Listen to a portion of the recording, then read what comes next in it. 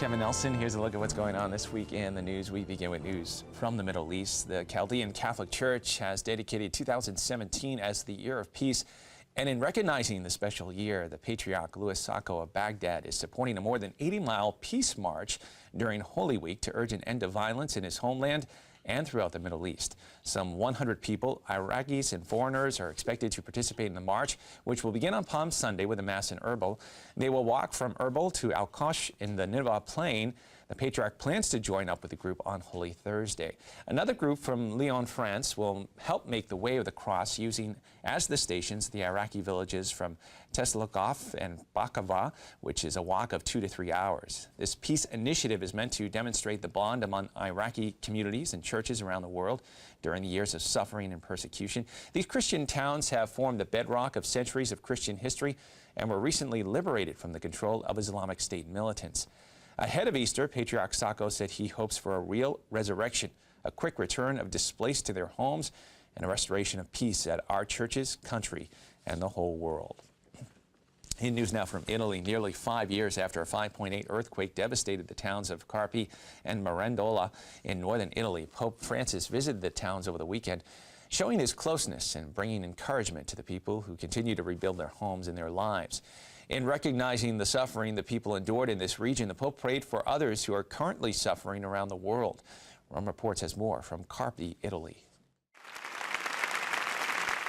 Pope Francis remembered the countries that are currently suffering from a city hit by a tragedy in 2012, Carpi, Italy.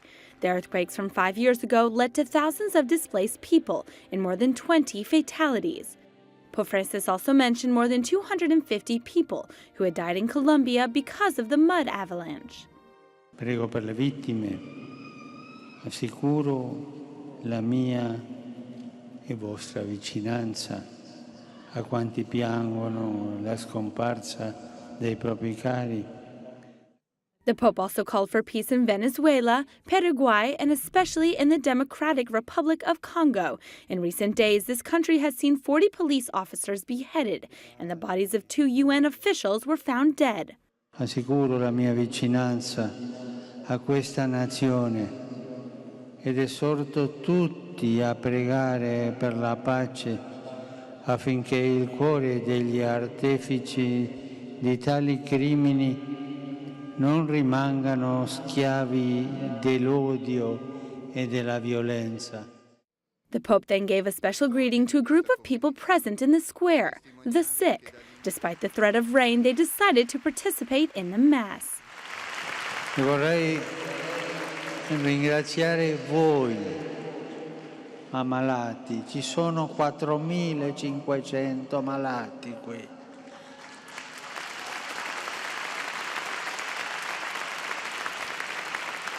Grazie a voi che con le vostre sofferenze aiutate la Chiesa,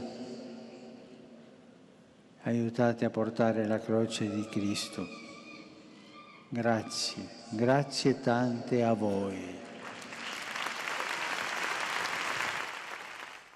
In news from the Vatican, in a document published April 1st, Pope Francis transferred responsibility for coordinating shrine activity from the Congregation for Clergy to the Pontifical Council for Promoting New Evangelization, emphasizing the importance of Catholic shrines in strengthening and spreading the faith.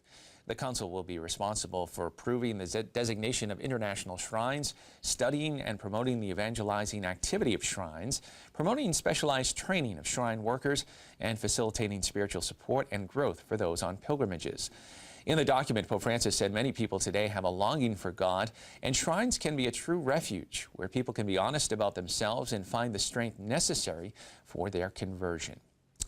More news from the Vatican. Looking ahead on the Pope's schedule this week is Palm Sunday Mass in St. Peter's Square. But before the Pope gets to that, he visits with a prince and presides over a Marian prayer service. Rome Reports has more details on the Pope's week ahead. After visiting another Italian diocese and paying tribute to the victims of the earthquakes from 2012, the Pope spends the last days before Easter without many large events. The most prominent meeting of the week will be Tuesday with Charles, the Prince of Wales, and his wife, Camilla Parker.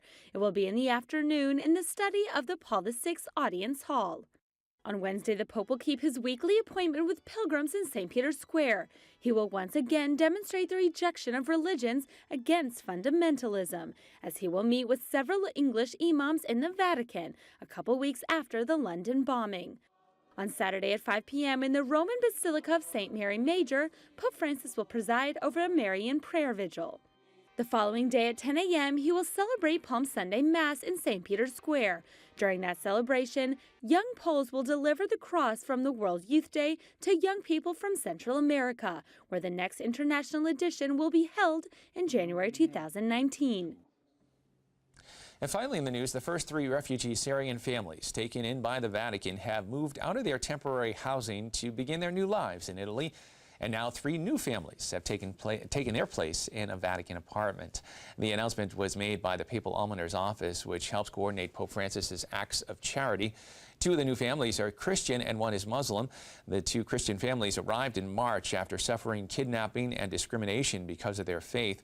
The mother of one of the families had been kidnapped for several months by ISIS and now has regained serenity in Italy.